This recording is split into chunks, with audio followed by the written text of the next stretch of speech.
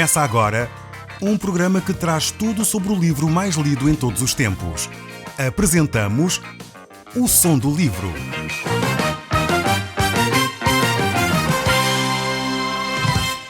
Seja muito bem-vindo. Neste podcast vai encontrar o livro mais conhecido e lido em todo o mundo. Vamos levá-lo numa viagem pela história da humanidade. Este é um audiolivro para si, para a sua família e sociedade em geral. Contextualização e comentários de Paulo Chaveiro. Nós estamos a estudar o livro mais lido em todo o mundo. Este livro é a própria Bíblia e nós temos vindo a olhar para o livro do Gênesis, o primeiro livro da Bíblia. Temos visto também como Deus agiu com o homem ao longo da história da humanidade. Vimos como Deus criou o mundo, criou o universo, criou todas as coisas, como Ele criou o homem, como se relacionou com Ele, e como o homem virou as costas a Deus, como o homem se voltou de costas para Deus, querendo fazer as coisas à sua própria maneira, e vimos que ao longo desse processo de afastamento do homem de Deus, mesmo assim, Deus, porque é um Deus de amor, um Deus bondoso, Ele quer continuar a relacionar-se connosco. E nesse sentido Ele chamou uma personagem, Abraão, para que saísse da terra de Ur dos Caldeus e viesse para uma terra que Deus iria mostrar.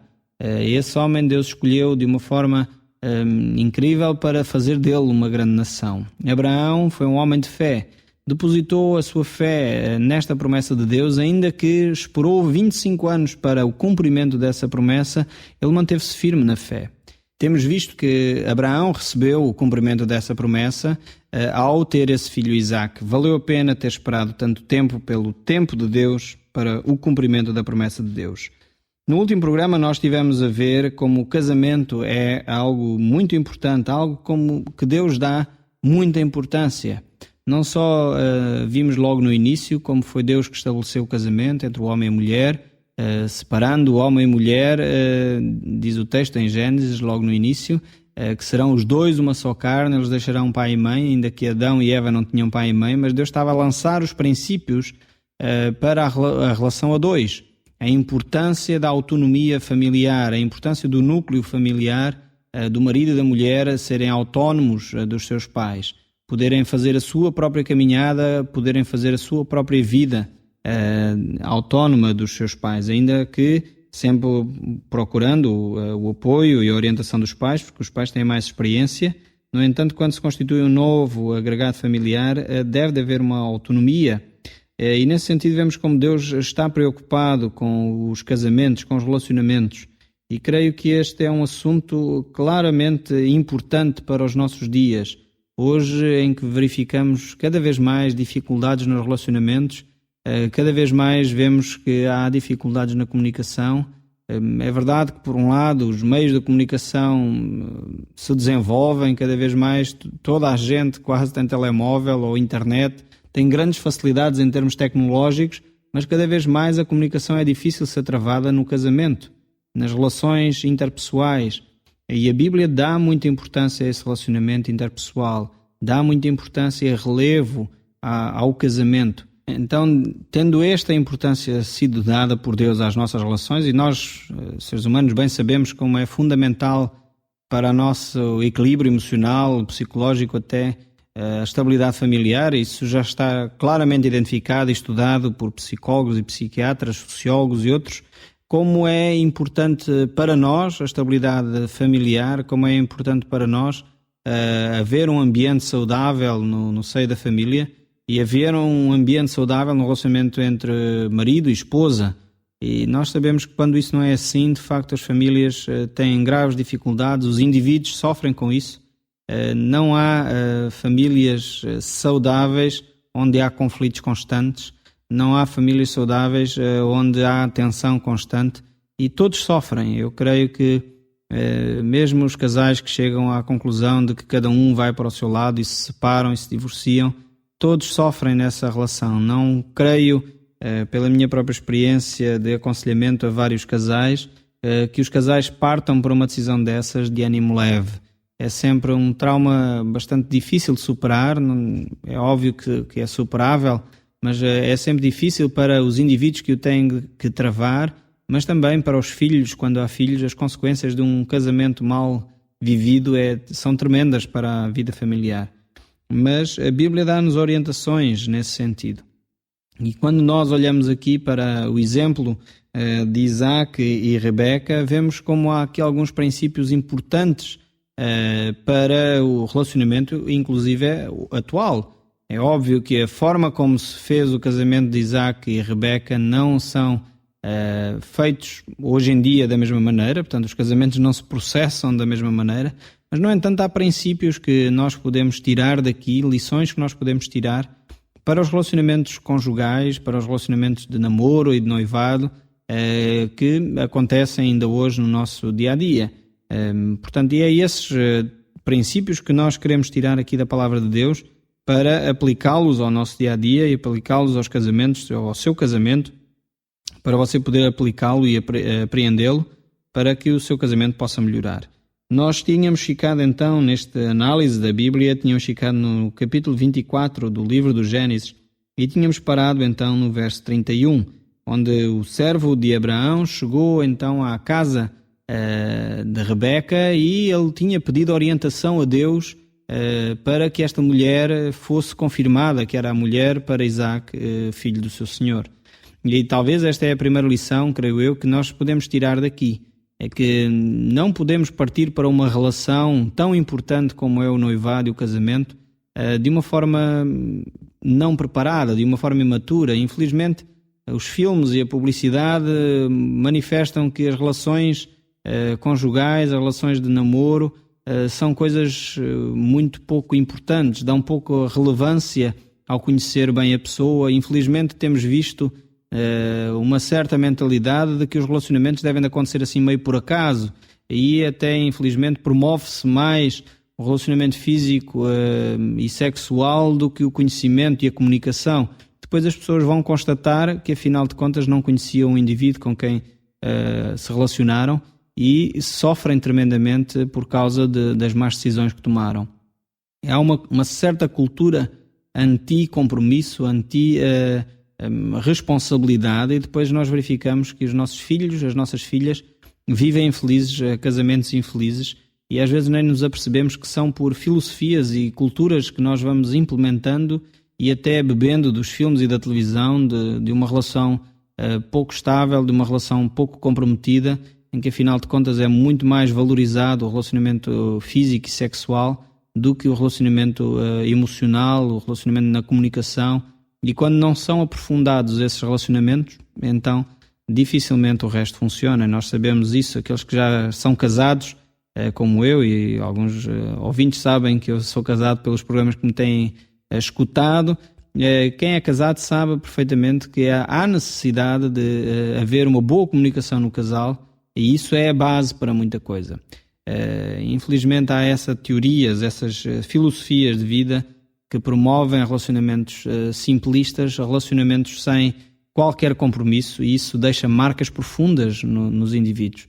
E infelizmente tenho recebido muitas pessoas no meu escritório exatamente com dificuldades nessa área, porque tiveram relações superficiais, mas que de alguma maneira as pessoas criaram expectativas de que seria um romance bonito, um namoro ou um encontro bonito para durar, e depois a coisa não foi assim, as expectativas foram forjadas, e quer homens, quer mulheres, muitas vezes ficam extremamente desgastados, traumatizados, aborrecidos, amargurados até por causa desta mentalidade muito pouco comprometida. E então vemos que este homem, Eliezer, este servo, como eu estava a dizer, era um homem que em primeiro lugar procurava a orientação de Deus para o relacionamento que ele tinha sido incumbido de encontrar para o filho do seu senhor, que era Isaac. É óbvio que hoje em dia as coisas não funcionam assim, ninguém manda outra pessoa para tratar de um assunto tão importante, e exatamente porque Eliezer não se considerava capaz de tratar deste assunto, ele pede a Deus que Deus o auxilie nessa tarefa. Isso vimos no último programa. E assim encontramos Eliezer diante da situação de que encontrou uma pessoa, que era a Rebeca, que tinha correspondido ao pedido que ele havia feito em oração diante de Deus. E encontramos-lo a ser recebido em casa de Rebeca pelo seu irmão Labão e pelos familiares para, de alguma forma, ouvirem aquilo que ele tinha para dizer. Então diz assim o verso 32. Então fez entrar o homem, descarregaram-lhe os camelos e lhe deram de forragens e pastos. Deu-se-lhe água para lavar os pés e também aos homens que estavam com ele. Diante dele puseram comida. Porém ele disse Eliezer: não comerei enquanto não expuser o propósito a que venho. Labão respondeu-lhe: dize.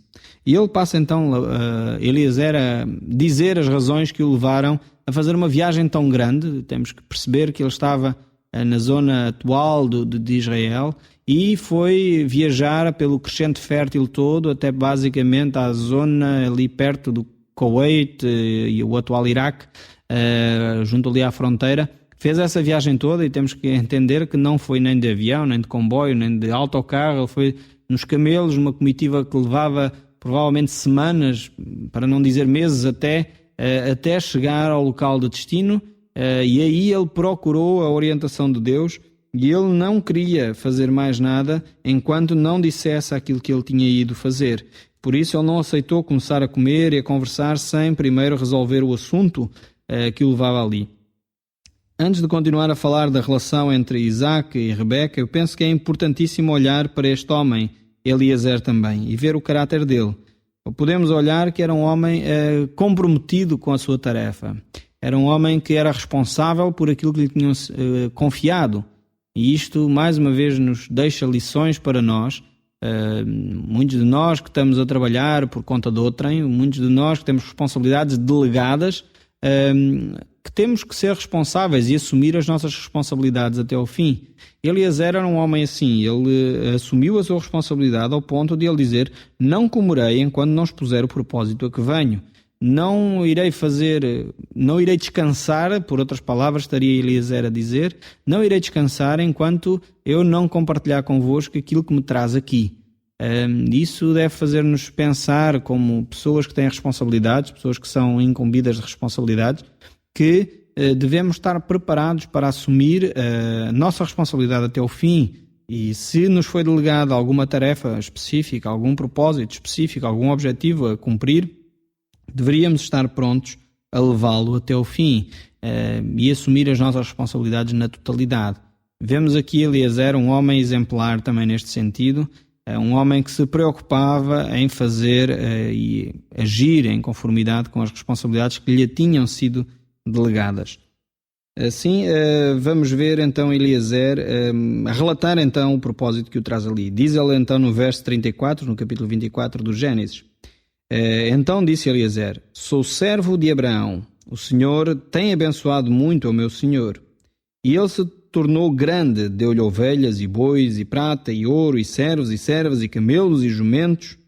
Sara, mulher de meu senhor, era já idosa quando lhe deu à luz um filho. A este deu ele tudo quanto tem.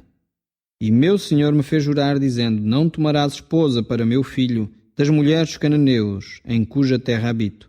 Porém irás à casa de meu pai e à minha família e tomarás esposa para meu filho. E eu respondi ao meu senhor: talvez não queira a mulher seguir-me. E ele me disse: o Senhor em cuja presença eu ando enviará contigo o seu anjo e levará a bom termo a tua jornada, para que da minha família e da casa de meu pai tomes esposa para meu filho. Então serás desobrigado do meu juramento quando fores à minha família. Se não te derem, desobrigado estarás do meu juramento. Vemos aqui a Eliezer a relatar então uma parte da história, porque ele continua depois a relatar essa história, de como fielmente ele relata aquilo que Abraão tinha dito e aquilo que se tinha passado neste diálogo entre ele e Abraão, e como ele não omite nada desta expressão. Ele assume que é servo de Abraão, logo no verso 34 nós vemos isso, e é interessante que a própria Bíblia nos mostra a importância de nós reconhecermos quem nos enviou. Eliezer sabia que ele próprio em si mesmo não era uma autoridade. Ele só poderia fazer alguma diferença se ele fosse, ou se ele apresentasse, digamos assim, as suas credenciais. Quem é que ele representava nesta diligência? E por isso ele disse: eu sou servo de Abraão. Eu não sou, diríamos assim noutra linguagem, eu não sou ninguém, mas Abraão é o meu senhor. Esse é de facto alguém importante. e é nesse nome que eu venho, é em nome dessa pessoa que eu estou aqui, é em nome dessa pessoa que eu quero falar. Jesus disse isto de outra maneira. No Evangelho de São João, capítulo 13, verso 16, Jesus disse: o enviado não é maior do que o enviou.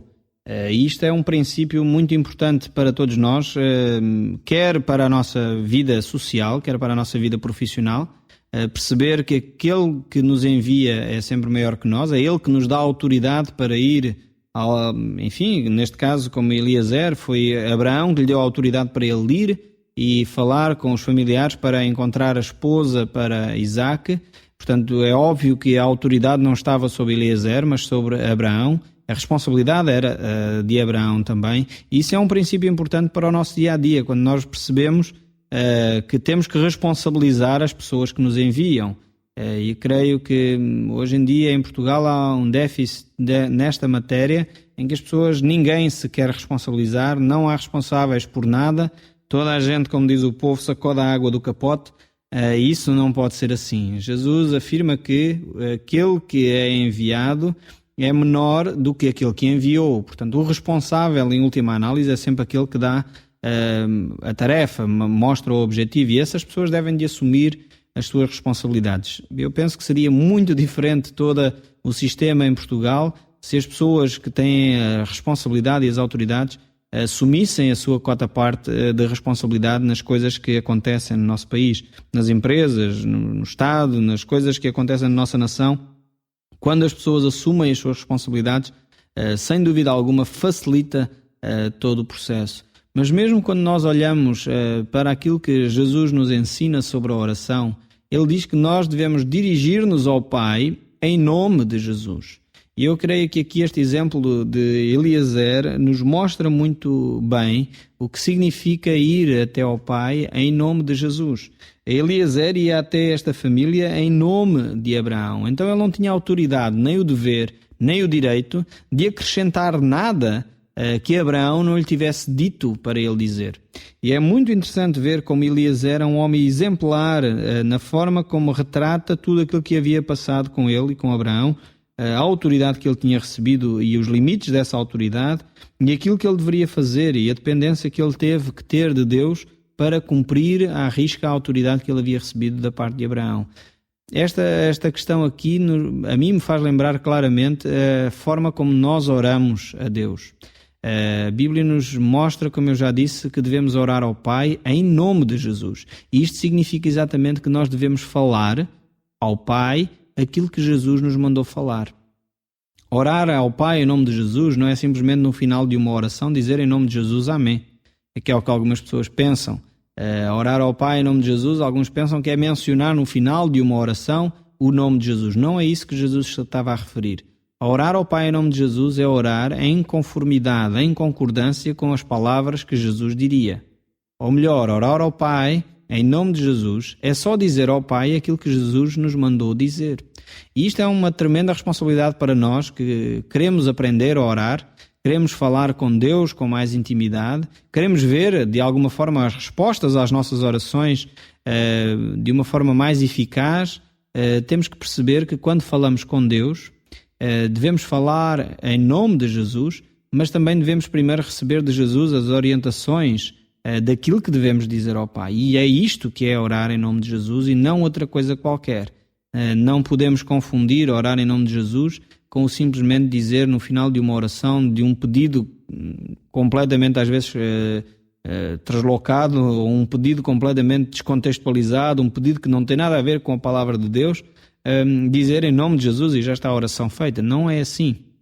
Algumas dessas orações, creio eu, não passam do teto, porque não têm respaldo, não têm fundamento na palavra de Jesus Cristo. Não foram ditas por Jesus para nós dizermos ao Pai. Então, quando nós falamos ao Pai em nome de Jesus, é exatamente esta mesma atitude que teve aqui o servo Eliezer, que foi enviado por Abraão para encontrar a esposa do seu filho Isaac. Temos de ter esta mesma atitude, uma certa responsabilidade, um grande compromisso para não dizer nada que não nos foi pedido para dizer. E então Eliezer continua o relato do seu processo de chegar à conclusão que Rebeca era a mulher escolhida para o filho do seu senhor. E ele conta então como Deus mostrou, ele fez essa oração a Deus, perguntou a Deus qual seria a indicação que Deus lhe daria de que esta mulher era a mulher ideal para o seu servo, e Deus manifestou de uma forma muito visível, e vemos como a família no fundo reage a tudo isto que Eliezer diz. Então vemos no verso 50, respondendo Labão e Betuel, dizendo: isto procede do Senhor, nada temos a dizer fora da sua verdade.